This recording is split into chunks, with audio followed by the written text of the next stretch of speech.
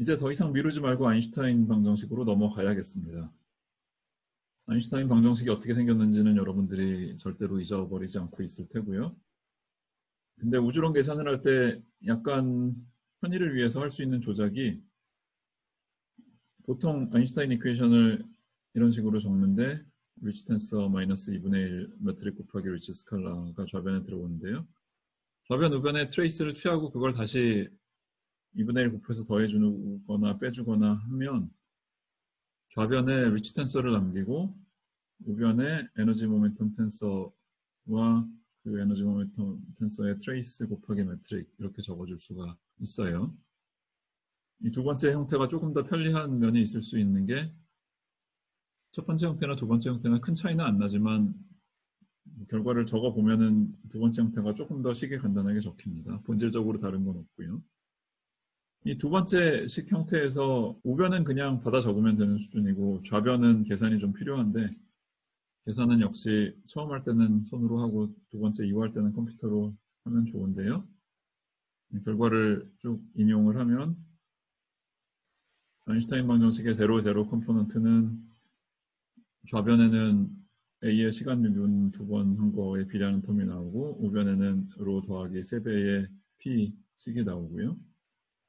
아이소트로픽하다는 성질 때문에 아인슈타인 텐서의 IJ 컴포넌트는 다이아고널한 항들만 살아남고 오프 다이아고널 텀들은 다 날아가는데, 그리고 다이아고널 텀들 개수는 다 똑같고요. 그 다이아고널 텀들의 개수에서 어떤 식을 얻을 수 있냐면, 역시 A의 시간 두 번 미분한 텀에 비례하는 텀이 있고, 그 다음에 A 닷 나누기 A의 제곱에 비례하는 텀이 있고요. 그 다음에 프리드만 로버슨 워커 매트릭의 파라미터 K에 비례하는 텀이 하나가 있고, 우변에는 로 빼기 P 콤비네이션이 나옵니다. 타임과 공간이 교차되는 오프 다이아고널 컴포넌트는 역시 아이소트로피 때문에 좌변, 우변 다 트리비얼하게 0이 나와서 새로운 정보를 주지는 않습니다.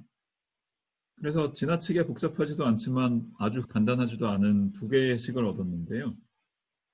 상대적으로 좀 더 복잡한 식이 저 시간 미분 두 번 나오는 텀이기 때문에 시간 미분 두 번 나오는 텀을 소거하기 위해서 이 3번식에다가 2번식 곱하기 3분의 1 한 거를 더할 수가 있는데, 그래서 정리를 하고 나면 좌변에 A 닷 나누기 A의 제곱을 남길 수 있고 우변에 3분의 8파이 G 곱하기 로 빼기 K 나누기 A 제곱, 이렇게 정리를 할 수가 있어요.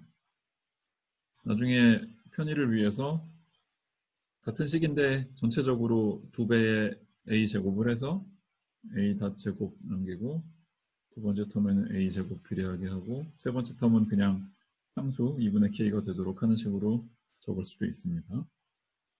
나중에 인용하기 좋게 하기 위해서 역시 번호를 붙였는데 3번식과 물리적인 내용이 달라진 건 별로 없기 때문에 3'이라고 식을 붙였고요. 윗줄을 A, 아랫줄을 B 변주 형태라고 이름을 붙이겠습니다. 윗줄 식으로 적든 아랫줄 식으로 적든 상관없이 두 식 다 처음 유도한 사람 이름을 따서 프리드만 이퀘이션이라고 부릅니다. 저 위에서 봤던 1번식과 지금 아래에서 본 2번식, 3번식 내지는 그거의 베리에이션 3번 프라임식 어느 걸로 보든 간에 1번, 2번식 세 개가 다 인디펜던트 하진 않아요. 생각해보면 당연한 게 아인슈타인 방정식은 에너지 모멘텀 보존을 포함을 하고 있거든요. 그래서 애초부터 세 가지 식이 다 독립적일 수는 없었고요. 구체적으로 얘기하면 3' B식이라는 거에 시간 미분 한 번 더한 결과와 2번 식에다 A 닷 나누기 3 곱한 거를 더해서 좀 정리를 하면 1번 식이 나옵니다. 세 개의 식이 일종의 선형 의존성을 가지고 있기 때문에 두 개만 독립적인 걸로 취급하는 게 바람직한데요. 어느 컨비네이션을 취하는지는 선택의 여지가 있는데, 우리는 웬만하면 스케일 팩터 A의 시간 미분 두 번 걸린 거는 직접 취급을 안 하는 거를 선호를 해서 1번식과 3' A식 두 개를 주로 끌고 다니면서 물리적인 의미를 생각을 해보겠습니다. 이 프리드만 이퀘이션이라는 것도 아인슈타인 이퀘이션에서부터 나온 거기 때문에 중간 계산 과정이 제가 간략하게 요약해서 제시하긴 했지만 사실 중간 계산 과정이 마냥 짧은 게 아닌데요. 이것도 그래서 좀 직관적으로 이해하고 기억하기 쉽게 만드는 방법이 없냐 라는 질문을 던질 수가 있는데 사람들이 제시해놓은 답이 있는데요. 뉴턴 역학 관점에서 그럴싸하게 설명하는 방법이 있는데 호모지니어스한 공간 중에 적당히 아무 점이나 한 점을 원점으로 잡고요. 호모지니어스 하니까 어느 점을 잡아도 큰 상관은 없고요. 그 점을 기준으로 코디네이트 디스턴스 R인 점들을 모아서 구면을 설정을 해요. 그리고 이 코디네이트 디스턴스가 충분히 작으면 유클리디안 평평한 공간이든 뭐 3차원 구면이든 쌍공면이든 그 차이는 그렇게 중요하진 않고요. 물리적인 거리는 이 코디네이트 디스턴스에다가 스케일 팩터 A를 곱한 게 되겠죠. 그래서 이 시간에 의존하는 대문자 R이라는 변수는 코디네이트 디스턴스와 스케일 팩터를 곱한 물리적인 거리가 됩니다. 그 구면 안에 들어있는 모든 물질 밀도를 다 반영해서 곱한 구의 토탈 질량은 얼마일 것이냐? 그냥 구의 부피하고 거기다 밀도를 곱하면 되겠죠. 여기서 중요한 거는 구의 물리적인 반지름도 시간에 따라 변하고 물질 내지는 레디에이션 또는 백큐 에너지의 밀도도 일반적으로 시간에 따라 변할 수 있습니다. 방금 도입한 반지름 변수와 질량 변수를 기준으로 프리드만 이퀘이션 3'B라는 걸 다시 적으면 결과가 이런 식으로 적히는데요. 첫 번째 텀은 뭔가 운동에너지처럼 생겼고요. 두 번째 텀은 뭔가 뉴턴 중력의 포텐셜 에너지처럼 생겼고 세 번째 텀은 프리드만 로버슨 워커 파라미터 K에 의존하긴 하지만 값은 상수예요. 시간에 따라 변하진 않아요. 우리가 상정한 이 구면 표면에 테스트 파티클이 하나 놓여 있다고 쳤을 때 그 테스트 파티클을 쫓아가면서 전체 상황을 관측을 한다고 보면요. 테스트 파티클이 경험하는 자기 자신의 운동 에너지와 이 구 안에 있는 물질들과의 상호작용에서 나온 포텐셜 에너지 값이 전체적으로 보존이 된다는 얘기죠. 저는 지금 아인슈타인 방정식 결과를 적어놓고 그거를 뉴턴이안 방식으로 해석하는 식으로 이야기를 전개해 나갔지만 좀 더 이 뉴턴이안 해석을 적극적으로 활용을 해서 완벽하게 아인슈타인 방정식을 대체할 수는 없지만 그래도 상당 부분 같은 결과를 재생산하는 식으로 뉴턴이안 코스몰로지라는 거를 전개해 나갈 수 있다고 합니다.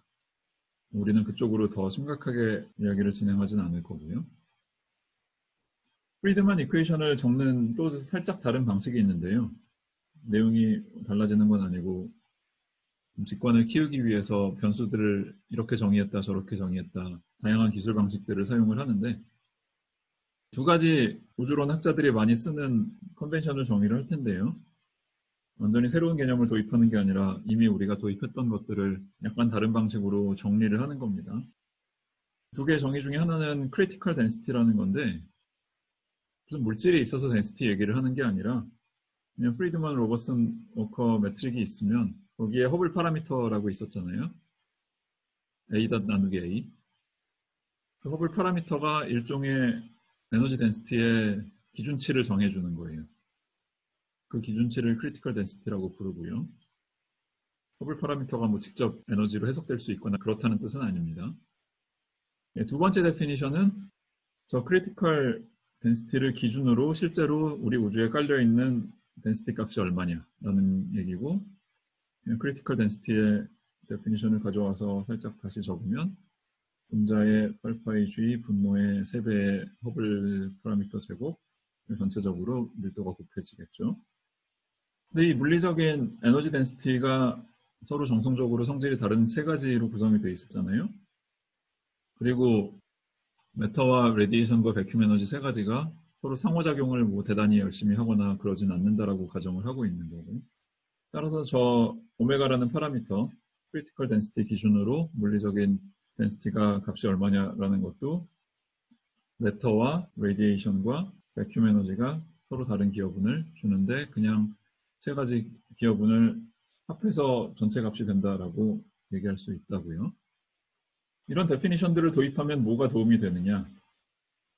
위에서 우리가 프리드만 이퀘이션을 두 가지 다른 형태로 적었었는데 그 두 개 중에 두 번째 버전 2분의 1 a 닷 제곱 빼기 a 제곱에 비례하는 텀 그 다음에 상수 텀 조합한 게 있었는데요. 저 허블 파라미터가 a 나누기 a라는 사실을 기억을 하고 일부 텀들을 좌변, 우변으로 위치를 옮기고 전체적으로 나누고 정리를 좀 해주면 이 프리드만 이퀘이션을 이렇게 다시 적을 수가 있어요. 저 대문자 오메가 파라미터 빼기 1이 k 나누기 허블 파라미터 제곱 스케일 팩터 제곱 이런 식으로 되도록 이렇게 조작을 했다고 해서 방정식을 푸는데 크게 도움을 얻었거나 그런 건 전혀 아닌데 어떤 솔루션을 우리가 찾았을 때 그 솔루션의 물리적인 의미를 음미해 보는 데는 이 새로운 형태가 조금 도움이 됩니다. 만약에 물리적인 에너지 밀도가 저 크리티컬 밸류 비해서 더 작았다고 하면 그 말은 곧 바이 데피니션 오메가라는 파라미터는 1보다 작다는 소리고요. 오메가가 1보다 작으면 이 변형된 프리드만 이퀘이션에서 우변이 음수값을 가지니까 허블 파라미터나 스케일 파라미터 값이 얼마든지 상관없이 저 K라는 사인 팩터는 무조건 음수값을 가져야 되고요. 같은 로직을 계속 적용을 하면 로가 정확히 로 크리티컬과 같았을 때 오메가는 1이 되고 K는 0이 돼야 될 수밖에 없고요. 부등호가 뒤집혀도 역시 같은 식으로 논리 전개가 가능하고요. 그래서 세 가지 정성적으로 차이가 나는 프리드만, 로버슨, 워커 매트릭들 중에 어느 쪽이 우리 우주를 기술하느냐를 판명하는 데 있어서는 저 대문자 오메가라는 파라미터가 1보다 크냐 작냐가 굉장히 중요하고요. 그렇기 때문에 로 크리티컬이라는 허블 파라미터가 정해주는 에너지 밀도의 기준치를 정의를 했던 겁니다.